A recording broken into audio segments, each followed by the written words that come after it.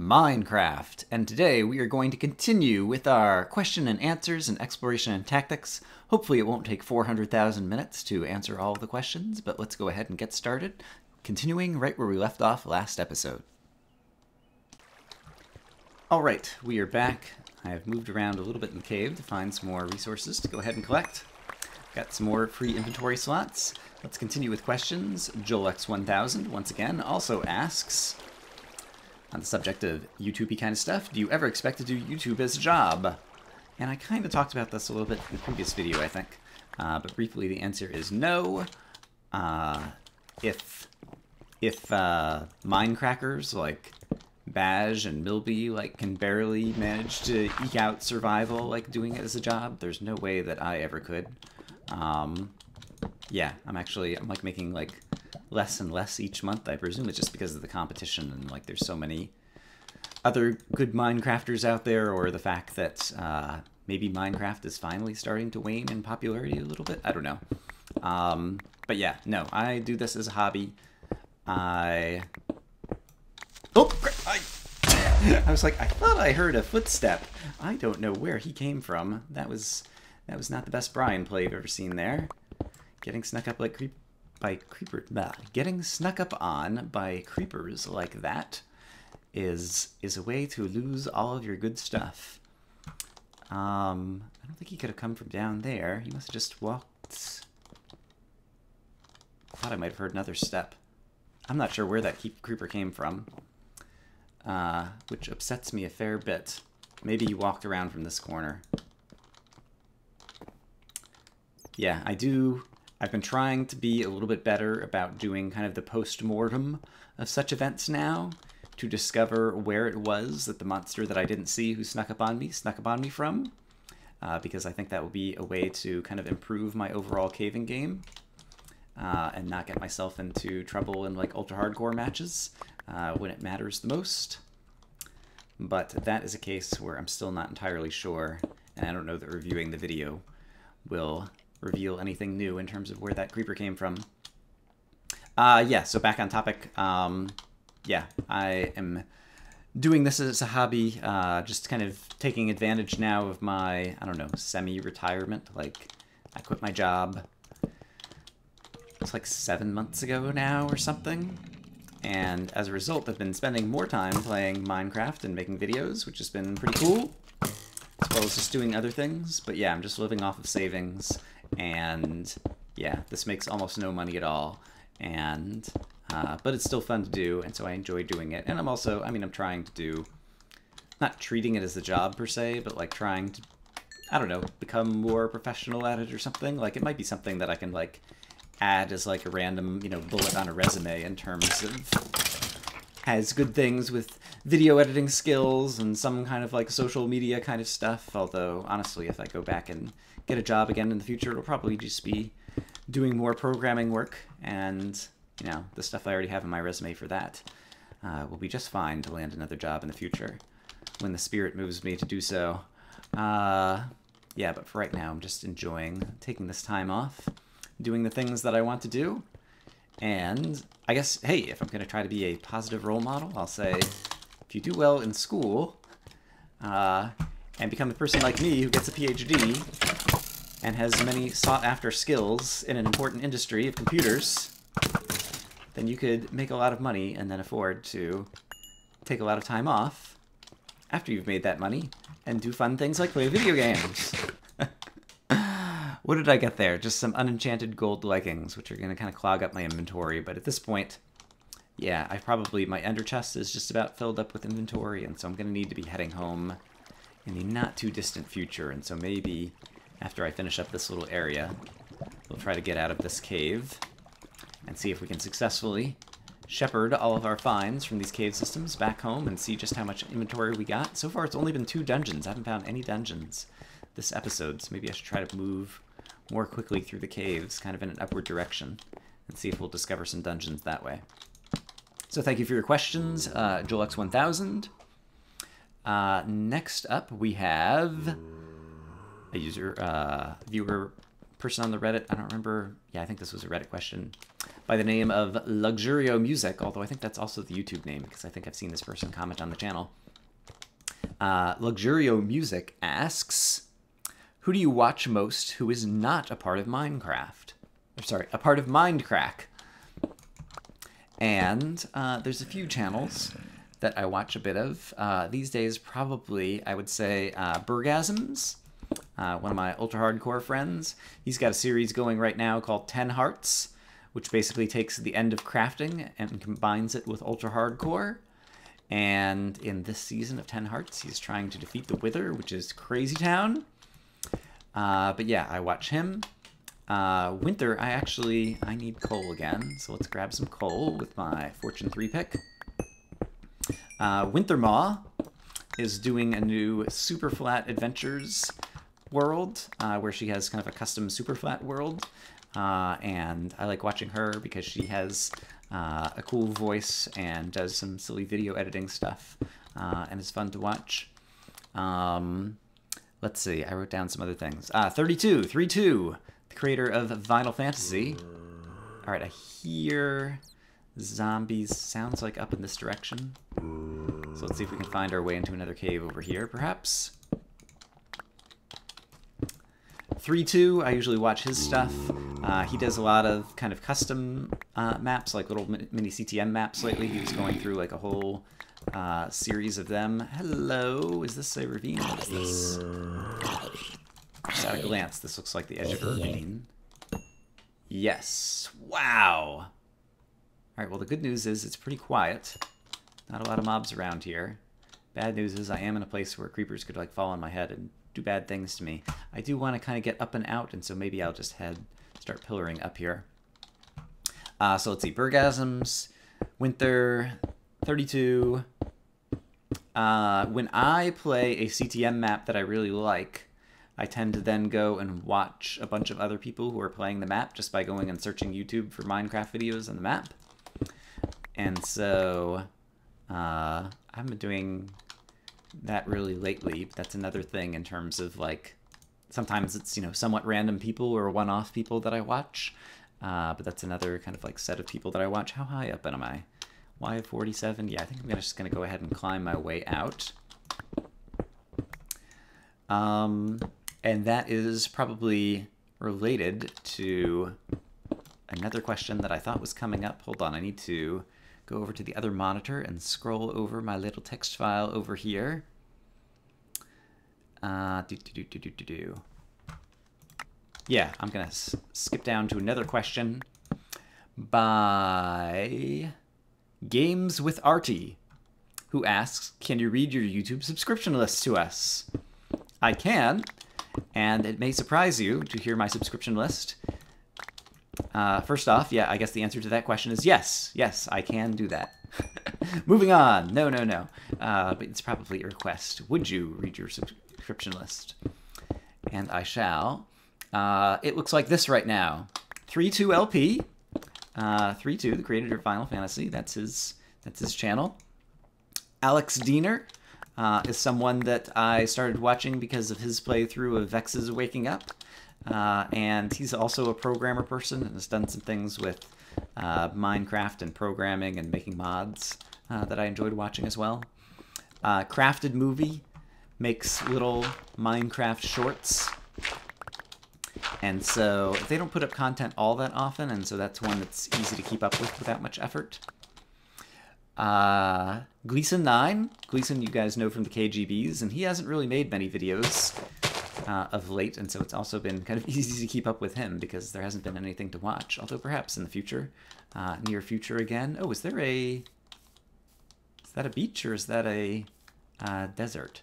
Wouldn't mind walking back through a desert. I might find some more surface dungeons over here, although I don't see any cacti, so I think this might just be like a large beach area as far as Minecraft is concerned. Let's find out in just a moment. Hello, creeper. Alright, you've blown up in the water. That's great. If I hit F3, yes, this is described as beach. And I'm pretty sure cactus is the way that you tell a beach from a desert, especially in a large biomes world where the beaches can get pretty big. And I see an armored, I think it's a skeleton, and he's not going to burn up since he's wearing a hat in the daytime. And since I do have a few armor slots left, I wouldn't mind trying to kill him. Oh, it's a zombie, it's not a skeleton. And see what kind of armor he's going to drop, and then we will head back to the north, to our nether portal, and head back home and see just what all inventory we managed to get from this whole crazy expedition. Hello, zombie. Hooray, you are not enchanted with thorns. All the armor does make it take a lot of hits, and you didn't drop any. Oh, how sad. And let's go ahead and item repair. Do-do-do-do. Iron sword. To free up another inventory slot. Alright, which way is north? This is north. That's what I thought. We're going to head back this way and see if we can find our nether portal. And if I don't find it easily, I'm pretty sure I can use coordinates to locate it. What is going on here? Oh, it's just an underground lake and a lighting glitch, and I could see some of the sandstone, but I don't think there's... Yeah, it couldn't be a pyramid or anything, because those happen in the desert, and we're not in the desert, we're on a beach. Alright. So, I was still reading my subscription list. After Gleason, Absolute Psychopath, someone who does... Oh! That was pretty cool! Kurt, how do you like that? There are like two... Is that just one big underground lake? Wow! I want to make like a highlight of that just section of video, because I don't think I've ever had a creeper explode and then have all the sand fall down just like that just happened. Yeah, I guess it's just like a big lake underneath here. That was pretty cool, and I think Kurt would have liked that, because he likes falling sand. There you go, Kurt. That one's for you. I exploded the creeper, because I knew that was going to happen. I planned it out weeks beforehand, and been planning this whole Q&A session of videos, just so I could lead up to that moment. No, not at all. I am getting so off track. Absolute Psychopath is someone I'm subscribed to who does Minecraft speed challenges, or not speed challenges, speed runs. Like, you know, like complete a CTM map that usually takes you, you know, like weeks or whatever, and like, you know, do it in an hour kind of thing. Let's reload some chunks. Keep heading back through this awful jungle terrain to the north. Burgasms, who I mentioned before, ultra hardcore guy, cool guy who's doing the 10 Hearts series. And Flob, Firelands or Bust is a channel on YouTube, and I'm subscribed to it. I don't really need to be, because... that's my entire subscription list. There's only like 7 people on it or something. You may notice that none of the Mindcrackers are on it, and that's for 2 reasons. One is because I spend a bit of time on the Mindcrack subreddit, and so it's easy to see kind of like all the videos that the Mindcrackers put out via the Reddit for the most part. And so that's one way that I learn about videos that I want to watch. But the other reason is I really haven't watched, other than Ultra Hardcore, a lot of the guys lately. Because they're getting into the snapshots and new content in the snapshots, which I'm not trying to prevent myself from looking ahead, but I don't enjoy watching people play the game that's not the same game that I'm playing. And you guys know that I have no desire to play the snapshots. And so it's been less fun to watch the vanilla stuff lately. And yeah, also the Mindcrackers, like a lot of them do a lot of different games. A lot of them play Feed the Beast, which I'm also not interested in. And yeah, so I haven't watched a lot of them lately. Still watch a little bit of Etho, definitely watch Kurt's Firelands or Bust, and when he's on the Mindcrack server, he tends to just be talking about things and building a restaurant, and so... probably still watch him as he's putting out those videos. Occasionally I'll watch a Good or a BOO video on the Mindcrack server. But yeah, these days I really don't watch any of the guys all that often, except when they're doing Ultra Hardcore, which is kind of a shame. CTM maps, like a few of them are playing through Inferno Mines, and I do intend to go back and watch after I have played Inferno Mines, which I guess is a good way to lead into... Another question. Luxurio Music, going back to that person, asks, when are you going to do Inferno Mines? And I think the answer is probably soon. I'm still kind of finishing, you know, getting back off of having just finished another CTM map, the Ruins of the Mindcrackers.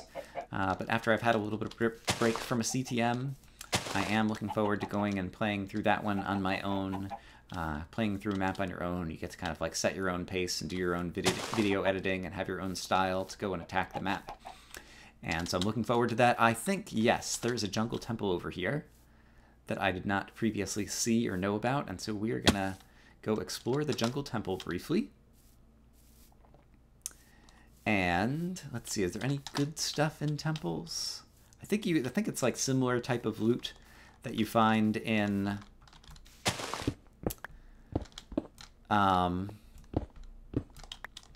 desert temples is the word that I was trying to come up with and could not for some reason. It's really interesting to me. I'm reasonably good at talking in real life. Hooray, circle stone blocks that all of a sudden I don't have room for. But I will have room for them once I dump off a bunch of crap that I don't need to be carrying right now into this chest. Diamonds, hooray! And rotten flesh, okay, not too interested in that. The pistons and the redstone. This is going to clutter up my inventory, but I am just about to head back home. So let's see if I can manage to pick up these things if I drop off some other crap that I don't need. I do not need sand. I do not need a little bit of extra cobble. All right, that's good. I think I just picked up those pistons, and then there's another chest. And let's see, the traps. I would like to learn more about the traps again. So where's the tripwire? Tripwire's on the ground right here. Right, so I can break that. And then that is for this trap, I believe. And then I could use some more arrows. I will happily take those. I think I won't bother with the dispensers. There's some more redstone here, which I have room for in my inventory, so let's grab that. And then here is the other trap mechanism. And here's some more arrows. Alrighty, that's pretty good. Oh, and what did I get here? Iron. I will take the iron happily as well. Okay, great. And grab some of that redstone. Hooray, we found another jungle temple, and I have the circle stone blocks in my inventory, and that will remind me to add this to the Hall of Rare Structures, or whatever it's called, as well. Let's kind of find my way out. And then as for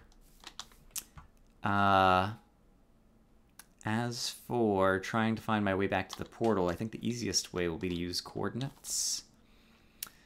Yeah, you can see X is very close to negative 6,000, and so I believe at exactly 6,000 is where the portal is, and I'm going the wrong direction for that. So it appears that I need to go this way, I think.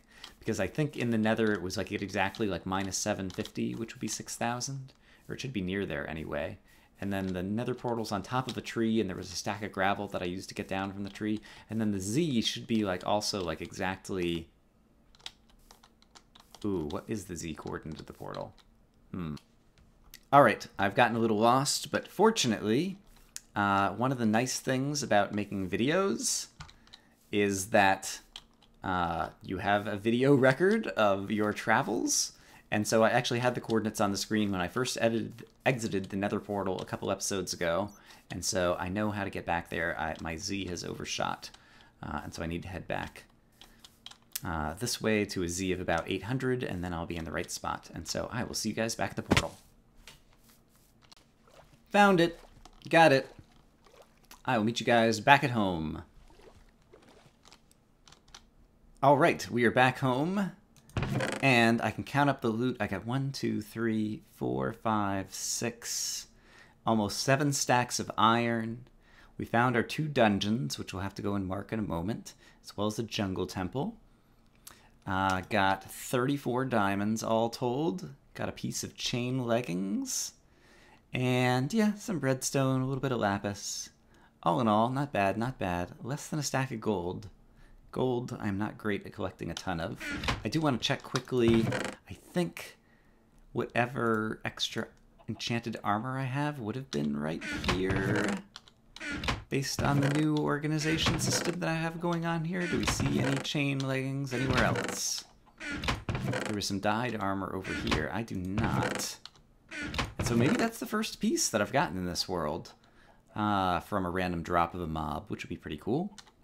In any case, I'm going to go ahead and use these furnaces to go ahead and get some of this iron cooking. And yeah, then we'll go ahead and go over to the monuments and add our item counts. Alright, so as a reminder, in that long trip we found a zombie dungeon and a spider dungeon. And so I'm going to go add those to the monument counts, as well as the jungle temple. And while we're walking over there, I can answer a question from Petey Boo. Petey Boo asks, what non-Minecraft games do you think you could play? Well, I think I could play a lot of games. But yeah, in general, I spend time thinking about this a lot, and I've just yet to find the right thing. I want something that's kind of interesting in its own right and not just kind of me playing a game and talking for the most part, if I want to do like another single-player series. And yeah, I'm just trying to find something that grabs my attention the way that Minecraft does, or has kind of the creative opportunities or something. And so far I haven't found something that I just really desire playing. Okay, apparently that's the third jungle temple that we've found in this world. And we found a zombie and a spider. And if the world would load, fix your game, Jeb. Zombies go on top and spiders go in the middle. And so I can go right over here and add another count, oops, to the spider dungeons. Let's go ahead and hop up here. All right. And then we will add one more to our count of the zombie dungeons over here. Where's the zombie edge? Here we go. Yeah, I spent a lot of time thinking about what other games would be good to LP, and yeah, just haven't found any that like I have kind of the right inspiration to kind of go with. That said, it's possible that I'll be doing kind of like collab on another game sometime soon. But you'll find out about that when you find out about it, if it ever happens. In any case, we are up to zombies. 24 zombie dungeons. 17 spider dungeons. And 11 skeleton dungeons. So that is pretty cool. And I'm just about up to level 30, and so let me go grab some smelted iron out of a furnace, and we can use a level 30 to enchant, I guess, a book, just to get a random enchant and see what we get. And while I'm running back over there to the enchanting table, Voxel Squid asks, do you often look at analytics? What is that? Oh, that's from the portal that I built up there, and it was just only starting to render. It's like, why is there a floating block up there? Voxel Squid asks, do you look at analytics data for your videos? Can you talk about differences between popularity of different series, video formats, or any other insights about aggregate viewer behavior? I do look at it occasionally. The data that you get from YouTube and Google, like, there isn't a whole lot. Maybe there is more to work with than I realize, but there are so many confounds for any of the statistics. All right, that brings us up to level 30, so that's awesome. And I believe I have books over here, yes. There are so many confounds because each video, like, doesn't get views based on, you know, just its own merits, but based on the time slot that it's airing, what its current competition is, how well advertised it is, the thumbnail, like a million different things. And so I think it's hard to draw many conclusions based on the data, simply because there are so many confounds you can't control for, and there's no good way to do A/B testing with videos that I'm aware of. Efficiency 3. All right, that's not a bad book. We will throw that in our... there is no more room in here. I have 2 Power 2 Punch 1 books, or Punch 1 bows that I should do something with. I could go ahead and like turn some more redstone ore into some redstone. Let's do this. There isn't much lapis sitting here. I'm going to put the book in here, and I will set out the lapis, and we will mine up some more lapis, just for the heck of it. 1, 2, 3, 4, 5, 6. Fortune, fortune, fortune, fortune, fortune, fortune. Look at that. Got more than a stack of lapis. How awesome is that? Yeah, so I do look at the analytical data, I don't know, maybe a couple times a month, every fortnight or so. Like, I kind of glance at it. But I usually don't glean a whole lot from looking at that data. A few things that I can say, mostly anecdotally, are that thumbnails seem to matter. When I have an interesting looking thumbnail, like I'm inside a dungeon or something especially cool in Ruins of the Mindcrackers when we were in the area with Arcus, I got a cool thumbnail for that one. You can put your own thumbnails on YouTube videos. I don't do that. I upload my videos and YouTube picks 3 random thumbnails, one from the beginning of the video, one from the middle, and one from the end. And I just go with those random thumbnails that YouTube picks. I'll pick one of the 3 of those that YouTube picks. And so I try to pick the most interesting one. But I think having a good thumbnail like actually does matter somewhat. CTM maps, people watch the first 2 episodes, a lot of people, like a lot of subscribers, and then it falls off to just kind of mostly the diehard people who enjoy watching CTMs, and then possibly the last episode people watch that again. CTM maps in general like don't get many views because they're not that popular, but they're fun to do, so I'll keep doing them as long as I'm having fun. I would say advertising. I don't like to advertise, but it's the thing that matters the most. And so if I do, and what I mean by advertising is like, if I do a dual commentary with Kurt for a speed challenge, that gets a lot of views because a lot of views come from Kurt's channel.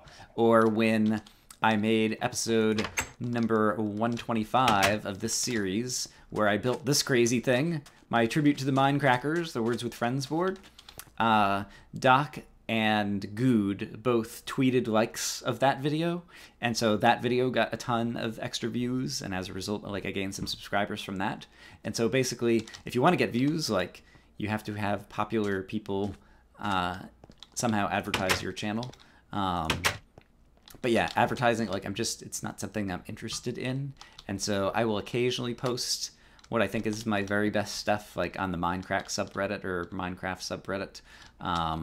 But yeah, for the most part, like, I just don't do any of that, but definitely the analytics, that's something that I see, which is basically the things with the most views are the things that other popular people have pointed out.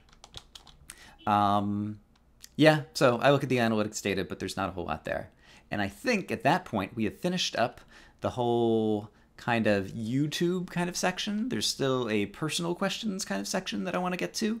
We've kind of finished our caving expedition, so I'm not going to sure what I'm going to do as kind of Minecrafting in the background as I try to answer more questions.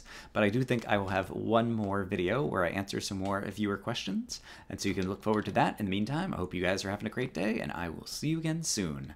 Bye-bye.